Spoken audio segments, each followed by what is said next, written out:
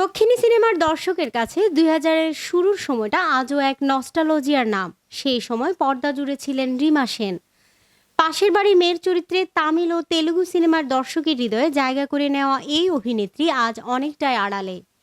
খ্যাতির শিখর ছুঁয়েও কেন তিনি আলো ঝলমলে দুনিয়া ছেড়ে গেলেন, সেই গল্পই যেন এক অন্যরকম জীবনচিত্র।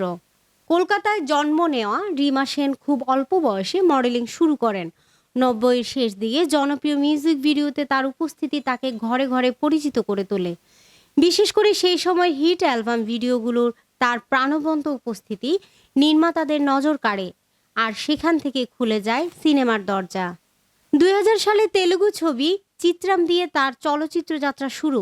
প্রথম ছবি দর্শকের মন জয় করে নেয়, কিন্তু সত্যিকারের তারকা হয়ে ওঠা তার জন্য সময় নেয়নি খুব বেশি। ২০০১ সালে মিনালে মুক্তি পাওয়ার পর রাতারাতি জনপ্রিয়তার শিখরে উঠে যান তিনি। ছবিতে তার সহশিল্পী ছিলেন আর মাধবন। ভাসেগারা গানটি যেন তার ক্যারিয়ারের পরিচয় হয়ে ওঠে।